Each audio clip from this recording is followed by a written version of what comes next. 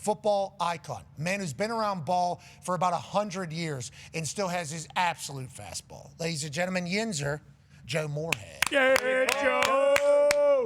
How you doing, Coach? Patrick, how we doing? I'll tell you what, not as good as the person that wins this lottery and becomes offense coordinator against Bobby No with zero experience. Can you please tell me about this genius idea? We see a lot of stupid marketing people, okay? We meet a lot of them. They read these dumb books in college about how to sell stuff. Then in theory, everything works. And then they launch it into the moon. They go on their LinkedIn. They talk about how smart they are. And inevitably, it's ass. This, seemingly very widely received as, yes, we love this. And business-wise, it worked. How did we get here, Coach? And when are we finding out who's going to be your offense coordinator from the crowd? You got time for a quick injury update, Pat? Absolutely. All right. Summer Bucko game. Secondarily, 52 years on this earth, 51 of them, one time at Kennywood, which some refer to as the cultural epicenter of the Western Hemisphere, completely dominated that. Hey, Moorehead family reunion, Commissioner's Pavilion at Boyce Park. Okay. And made sure we drove the family past Willow's golf range and batting cages where I learned to hit. And then, the wave pool where I learned not to drown. So I just want to make sure we got that in there. Now, on that note, that wave pool definitely got in some fights and certainly struggled to find that ladder as a little kid. Back end in the right corner, no question. Yes, back right. Yeah, exactly. Late night, too. Hop over fence. We're going off the top of that thing with no way. Yeah. Okay, this is East Hills of Pittsburgh lore. I'm happy to hear you guys are doing the same as us. It's a shame that the Oakmont Country Club took Oakmont East, too, because riding those garbage bags down hole 18 of Oakmont East was a great time in the winter. We could talk about this for days. Turner's Tea, spectacular. We can really go on and on. But let's talk about all of that leading to you and your team having the most genius concept marketing-wise that we've seen during the NIL era. And not only is it genius just in theory, it actually worked. Sold out your suites for the first time ever, sold a bunch of tickets, and now you guys are going to actually have to do this. How does this all end up working out, and how did we get here, Joe? Well, the credit belongs to our athletic director, Dr. Goodrich, and Matt Podorf.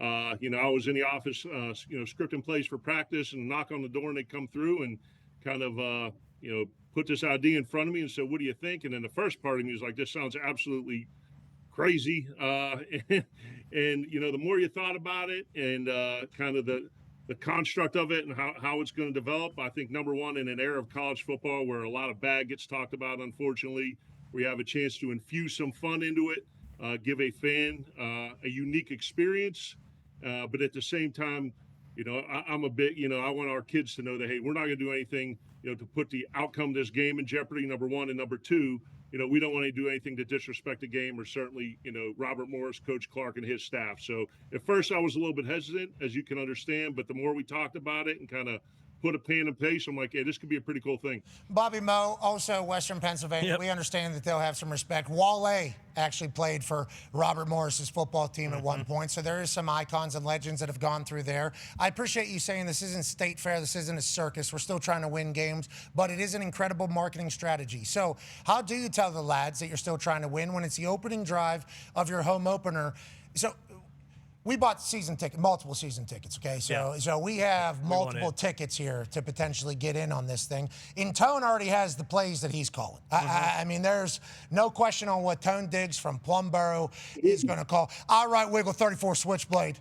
For the state championship, my friends. Okay, fake 23 blast with a backside George reverse. That was from, remember, the Titans. They also won a state championship there on that one. And then, obviously, I do think the annexation of Puerto Rico would work in modern football if it was executed properly. Let's get some of the mouth things. Yeah, Alka-Seltzer. Let's get some Alka-Seltzers as well. Okay, so this is how Tone immediately thinks whenever he sees this. What is it actually going to be, and how do you see it working whenever the person inevitably gets selected to be your offensive coordinator for your first drive of your home opener?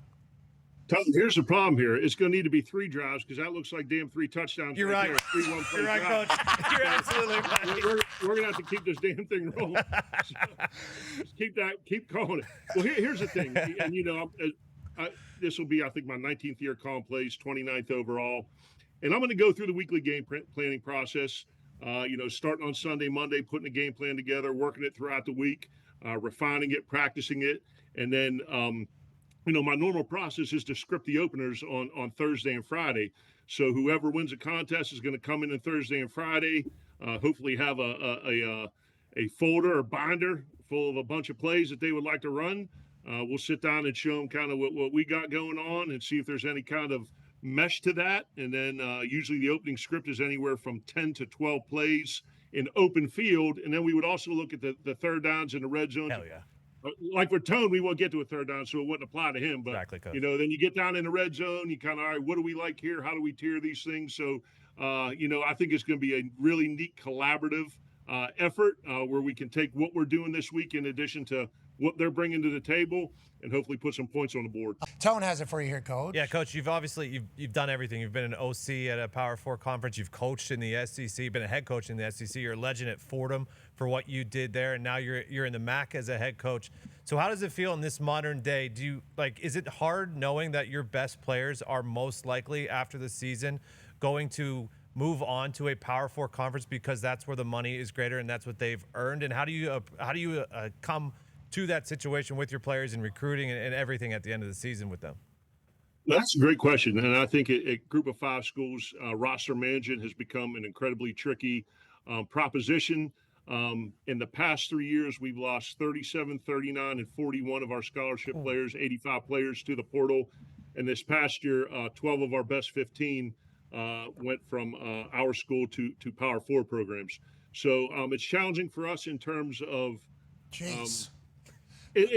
What the hell does that mean? So what are you going in the transfer portal to refill that, obviously? Or is it all for you recruiting and you just understand that your high school recruiting class is inevitably going to be with it? Like, what are you focusing on and how do you rebuild a team or culture with all that change, which is inevitable in the modern day, it feels like, especially for an Akron-type school?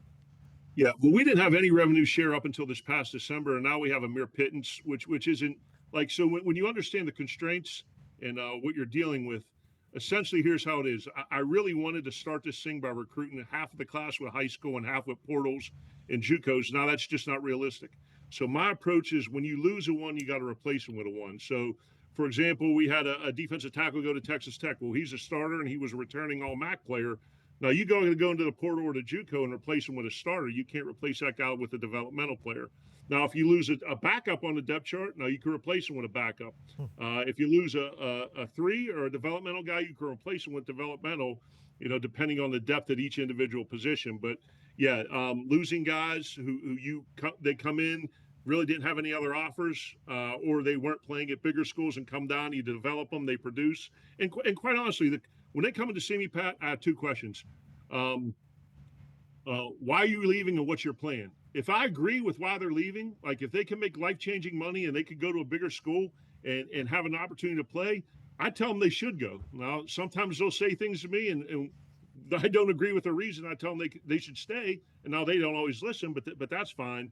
And then I tell them you can't go into the portal hoping something happens, because hope is not a strategy. Like, if you're going in there, you better have a pretty damn good idea of where you want to go. So there's sometimes kids go in and I tell them, hey, that's awesome, you should go. Sometimes I disagree.